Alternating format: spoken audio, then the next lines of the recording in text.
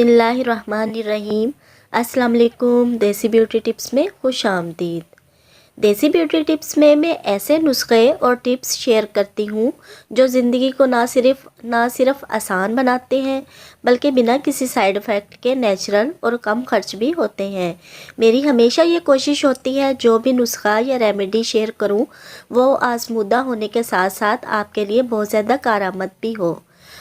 आज की वीडियो में मैं आपको हेपेटाइटिस की तमाम इकसाम की अलामात के बारे में बताऊंगी और चंद मुफीद और आजमूदा नुस्खे भी शेयर करूंगी जिनके इस्तेमाल से इंशाल्लाह आप इस मौजी मर्ज से निजात पा सकते हैं। अल्लाह पाक से दुआ है कि तमाम फ्रेंड्स को अपनी हिफाजत में रखे और हर बीमारी से बचाए रखे, आमीन। तो चलिए शुरू करते हैं, मगर इससे पहले आपसे मेरी एक छोटी सी रिक्वेस्ट है। अगर आपने अभी तक मेरा चैनल सब्सक्राइब नहीं किया तो सब्सक्राइब कर लें और बेल आइकन को दबा दें ताकि मुफीद और मालूमाती वीडियोस आप तक बआसानी पहुंच सकें।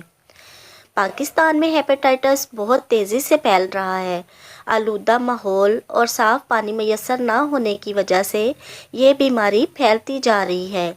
इसके अलावा लोगों को इस बीमारी की मालूमात भी बहुत कम है, जिसकी वजह से वो इस वायरस का शिकार हो रहे हैं। हेपेटाइटिस की बहुत सी इकसाम हैं जिनमें ए, बी, सी, डी और ई के वायरस दरियाफ्त हो चुके हैं और इनका इलाज भी आज के दौर में मुमकिन है। हेपेटाइटिस ए यरकान की सबसे पहली किस्म है। बड़ों की निस्बत बच्चों में इसकी शरह ज़्यादा है। इसका वायरस मोशन के रास्ते खारिज होता है और मक्खियों के ज़रिए खाने पीने की चीज़ों में मुंतकिल होकर दूसरों को भी बीमार करता है। इसकी अलामात जिस्म में आने के 3 से 6 हफ्ते बाद ज़ाहिर होती हैं। चेहरे, आँखों और जिस्म का रंग पीला पड़ जाता है, भूख ख़त्म हो जाती है, मरीज़ दिन ब दिन कमज़ोर होता जाता है, मतली की कैफियत रहती है, पेशाब का रंग भी गहरा हो जाता है और जिगर के मुकाम पर भी दर्द रहता है और बाज़ दफ़ा तो बुखार भी हो जाता है।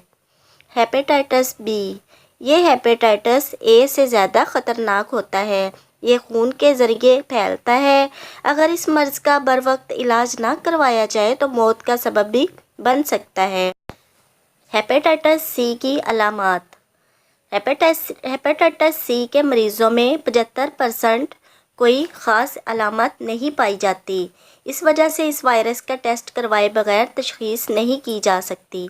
इस मर्ज़ की अमूमन अलामात ऐसी होती हैं जैसे भूख कम लगना, वज़न का कम होना, दिल मतलाना, सर में हल्का दर्द, पेशाब कम आना, पेट में पानी भर जाना, जिगर का सिकुड़ना, बुखार का रहना और मुंह का जायका ख़राब होना।